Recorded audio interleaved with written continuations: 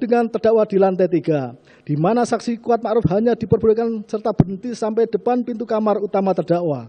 Sedangkan saksi Richard Eliezer diperintahkan masuk kamar menaruh senjata Steyr di tempat penyimpanan senjata. Keterangan saksi Kuat Ma'ruf ini selaras dengan keterangan saksi Eliezer. 5. Tentang lupa serta tidak tahunya maksud terdakwa bersama saksi Kuat naik ke lantai 3 saguling serta durasi 3 menit dari naik lift serta turunnya saksi Kuat melalui tangga sebelah lift. Bahwa adalah manusiawi apabila seorang lupa dan tidak tahu. Namun demikian, jika ternyata keterangan tidak tahu dan lupa bertentangan dengan fakta yang ada, tentulah keterangan yang demikian justru merugikan kedudukan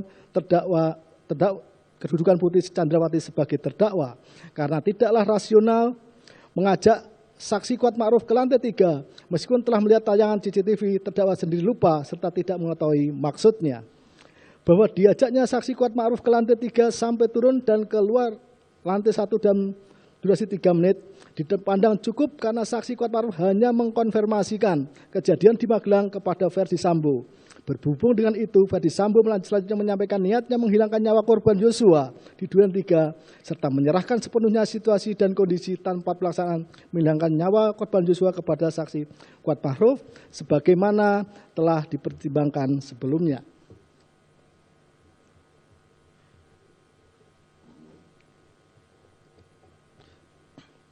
Menimbang bahwa berdasarkan pertimbangan di atas, maka apa yang dikemukakan dalam nota pembelaan tim penasihat hukum terdakwa di atas haruslah ditolak.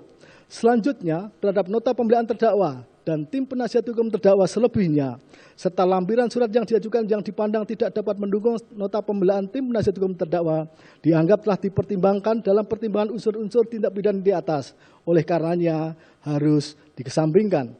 Menimbang bahwa sangat disayangkan motif terdakwa tidak terungkap dalam persidangan, mengapa terdakwa harus membuat cerita yang menyesatkan sedemikian rupa sehingga membuat Verdi Sambo suaminya begitu marah dan terpicu merancang pembunuhan terhadap korban Yosua.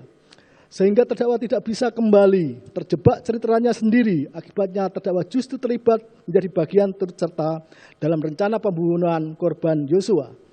Padahal sebelumnya hubungan terdakwa dengan korban sangat dekat dan baik. Terbukti terdakwa sempat memuji korban Yosua dengan mengambil foto korban Yosua saat menyetrika, serta mengirimkan kepada keluarga korban di Jambi. Bahkan terdakwa berani mengangkat korban di ruang tamu rumah Magelang walaupun ada saksi Kuat dan saksi Susi. Belakangan tidak jadi meskipun korban Yosua telah minta bantuan saksi Richard Eliezer karena adanya larangan dari saksi Kuat Ma'ruf serta isyarat tangan terdakwa yang menolaknya.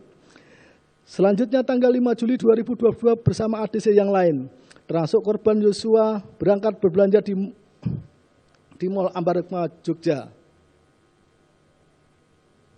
Terakhir pada dini hari jam 00 WIB tanggal 7 Juli 2022 terdakwa bersama suaminya Verdi Sambo telah merayakan ulang tahun pernikahan ke-22, di mana korban serta ADC maupun ART yang lain dianggap anak serta disuapi baik oleh terdakwa maupun Verdi Sambo suaminya. Sehingga sangat mengherankan jika tiba-tiba berubah 180 derajat.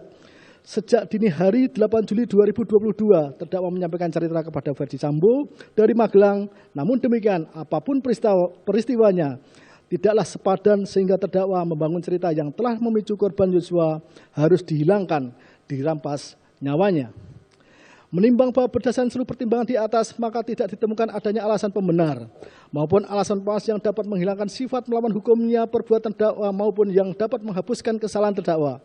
Oleh karena itu, terdakwa harus bertanggung jawab atas perbuatan yang telah dilakukannya. Menimbang bahwa sebagaimana telah ternyata, meninggalnya korban Yosua dipicu dengan apa yang disampaikan terdakwa kepada Verdi Sambo suaminya, dengan memanfaatkan kedekatan sebagai istri. Namun demikian, bagaimanapun juga seharusnya ketika mendengar apa yang disampaikan terdakwa, Verdi Sambo, suami terdakwa, sebagai Kadif Propam Polri, seharusnya tetap tenang, berlaku objektif mencari kebenaran sebelum mengambil putusan, serta tidak begitu mudahnya bertindak meskipun cerita, garing informasi disampaikan oleh istrinya atau terdakwa sekalipun. Mengingat sangatlah berbahaya orang yang mempunyai jabatan dan kekuasaan yang besar mengambil keputusan begitu saja tanpa melakukan penelusuran kebenaran informasi yang diterima. Oleh karena itu, pidana yang dijatuhkan kepada terdakwa akan dirasa adil sebagaimana ditentukan dalam amar putusan. Menimbang bahwa terhadap masa penangkapan dan penahanan yang telah dijalani terdakwa harus dikurangkan dari pidana yang dijatuhkan, selanjutnya kepada terdakwa diperintahkan tetap berada dalam tahanan. Menimbang bahwa mengenai barang bukti sebagaimana daftar barang bukti, mengingat masih diperlukan sebagai bukti dalam perkara lain, maka terhadap barang bukti tersebut diserahkan kepada penuntut umum untuk dijadikan bukti dalam perkara lain tersebut. Menimbang bahwa sebelum menjatuhkan putusan perlu dipertimbangkan hal-hal yang memberatkan dan hal-hal yang meringankan. Hal-hal yang memberatkan. Terdakwa selaku istri seorang Kadif Propam Polri yang sekaligus pengurus pusat Bayangkari sebagai bendahara umum seharusnya dapat menjadi tauladan dan menjadi contoh anggota Bayangkari lainnya sebagai pendamping suami. Perbuatan terdakwa mencoreng nama baik organisasi para istri polisi Bayangkari. Terdakwa berbelit-belit dan tidak berterus terang dalam memberikan keterangan di persidangan sehingga menyulitkan jalannya persidangan. Terdakwa tidak mengakui kesalahannya dan justru memposisikan dirinya sebagai korban. Perbuatan terdakwa telah berdampak dan menimbulkan kerugian yang besar berbagai pihak baik material maupun moral, bahkan memutus masa depan banyak personel anggota kepolisian. Hal-hal yang meringankan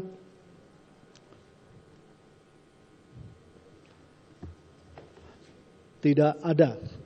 Menimbang bahwa dengan terbuktinya terdakwa bersalah melakukan tindak pidana, maka kepadanya dibebani pula membayar biaya perkara. Mengingat pasal 340 KUH pidana, junto pasal 55 ayat 1 ke 1 KUH pidana, serta ketentuan lain dari perundang-undangan yang bersangkutan serta KUHP.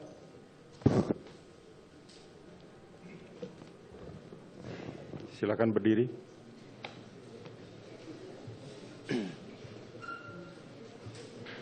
Menyatakan mengadili, menyatakan terdakwa Putri Chandrawati terbukti secara sah dan meyakinkan bersalah melakukan tindak pidana turut serta melakukan pembunuhan berencana. Menjatuhkan pidana terhadap terdakwa Putri Chandrawati dengan pidana penjara selama 20 tahun. Menetapkan lamanya masa penangkapan dan penahanan yang telah dijalani terdakwa dikurangkan seluruhnya dari pidana yang dijatuhkan. Menetapkan terdakwa tetap berada dalam tahanan, menyatakan barang bukti dikembalikan pada jaksa untuk menjadi perkara untuk dipergunakan dalam perkara lain. Menetapkan terdakwa